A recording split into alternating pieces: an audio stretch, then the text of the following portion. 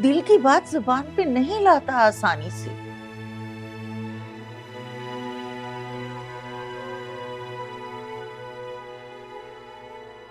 और ये बात तुम मुझसे बेहतर जानती हो।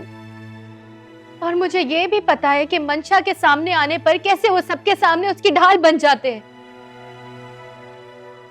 मुझे तो ये भी याद है कि पहले वो तुम्हारी परवाह नहीं करता था बिल्कुल।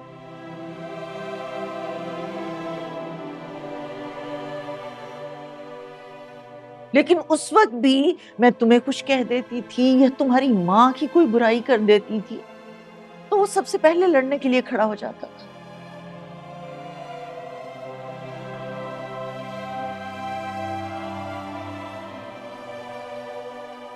मेरी तो समझ में नहीं आता कि अगर वो तुम्हारे साथ रहना नहीं चाहता तो तुम्हें छोड़ के नहीं देता।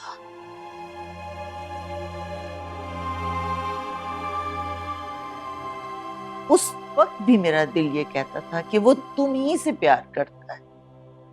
अम्मी, ऐसे होते हैं प्यार करने वाले?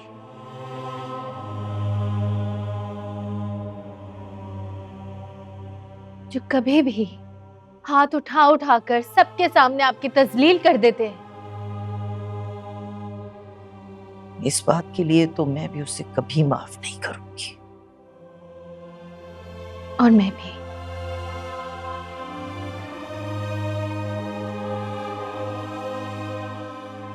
मैं अपनी अम्मी के पास जा रही हूँ।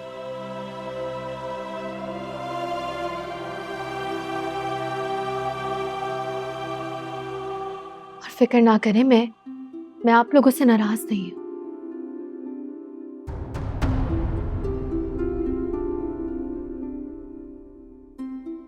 बस खुद से नाराज हूं मैं।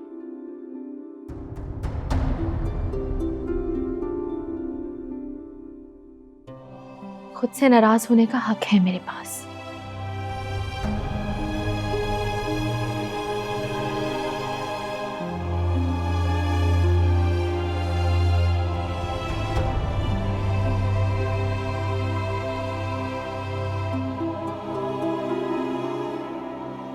तुम्हें ऐसा लगता है कि इस दुनिया में सिर्फ ज़ारा ही सच बोल सकती है, लेकिन मैंने उस घर में जो वक्त काटा है ना, तुम यकीन करो, अगर मैं उन जालिमों के सामने थोड़ी सी भी कमजोर पड़ जाती तो आज सीरत की जगह मेरी कब्र होती।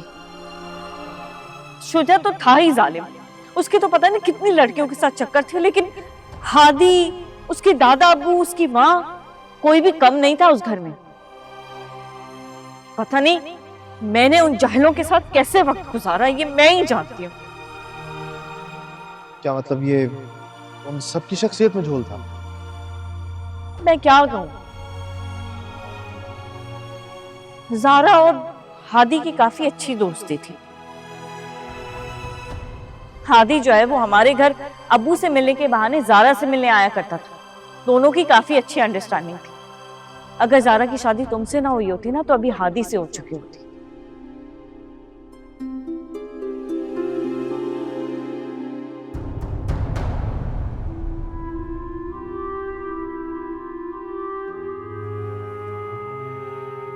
अम्मी, मंशा मेरी बहन है और हमजा मेरा भरोसा।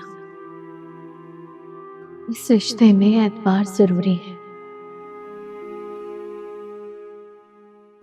अगर एतबार ना हुआ रिश्ते में तो क्या फायदा इस रिश्ते का। अब मैं हमेशा बैठकर ये सोचती रहूं कि वो लोग साथ तो नहीं है। इसमें सिर्फ मैं खुद को अजियत नहीं दूंगी बल्कि अपने इर्द गिर्द हर इंसान को अजियत दूंगी। खुद मंशा की हालत तो देख ही लिया आपने। इसे वो नुकसान कर चुकी है अपना, लोगों का। अब हम उसे अकेला तो नहीं छोड़ सकते ना अम्मी। मेरा काम था तुम्हें समझाना। कुछ भी उल्टा सीधा हो गया ना, मुझसे शिकायत नहीं करना फिर। मैं आपसे कभी शिकायत नहीं करूंगी और इस बात की शिकायत कभी हमजा से भी नहीं करूंगी।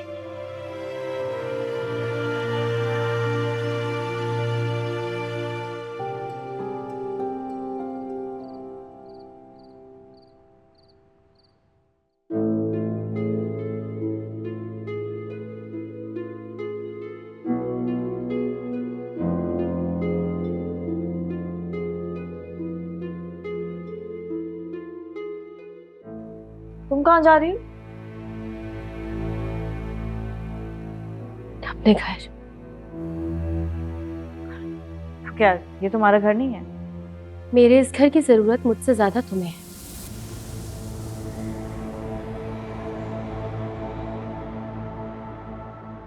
और इतनी हैसियत है मेरी कि ऐसी छोटी मोटी चीजें मैं सदका कर देती हूँ अपने सुकून के लिए। बहुत गुरूर नहीं आ गया तुम्हें अपनी नई नई हैसियत पर? गुरूर नहीं, एतमाद।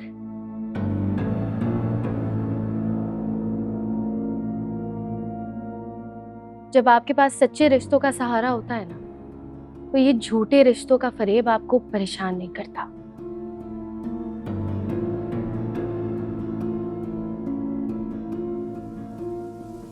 जो तुमने किया वो तुम्हारा ज़र्फ था, और मुझे तुमसे कोई शिकायत भी नहीं है क्योंकि फितरत है तुम्हारी।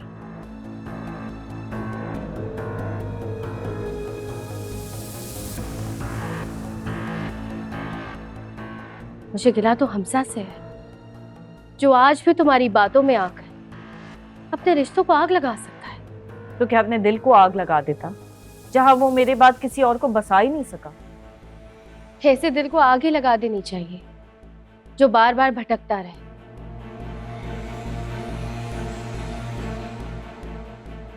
रास्ते से भटका हुआ इंसान तुम्हें खुशी दे सकता है, मुझे नहीं। तुम ये घर खुद छोड़ के जा रही हो, इसका मतलब तुम्हारे नजदीक हमजा की कोई वैल्यू नहीं है। अच्छा, तुम अपने बारे में फिक्र करो ना। दूसरों की वैल्यू जज करने से वैसे भी तुम्हें कभी कोई फायदा नहीं हुआ।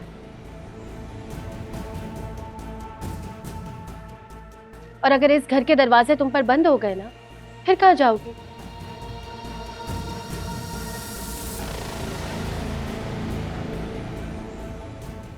फिलहाल तो कुछ देर बैठो और अपने बारे में सोचो।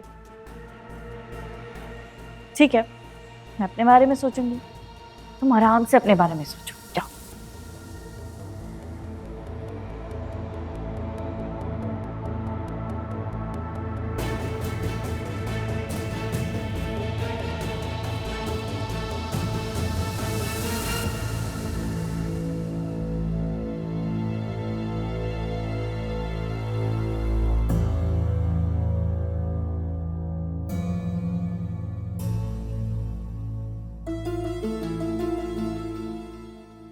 बात सुनो, ये देखो, मैं तुम्हारे आगे हाथ जोड़ती हूँ, तुम कहो तो तुम्हारे पांव भी पड़ जाती हूँ। अल्लाह का वास्ता है, मेरे बच्चों की जिंदगी में आग ना लगाओ, उनकी जिंदगियों से निकल जाओ।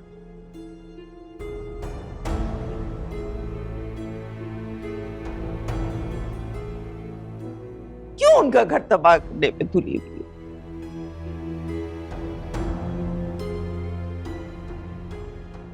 मैं जानती हूं मेरे हमजा को तो कोई भी बेवकूफ बना सकती है।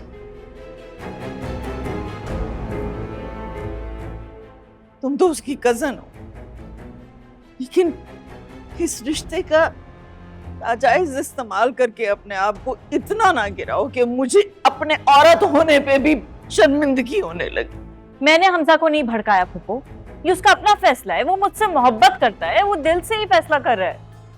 अच्छा, और उसे इस फैसले पे किसने लगाया है? तुमने।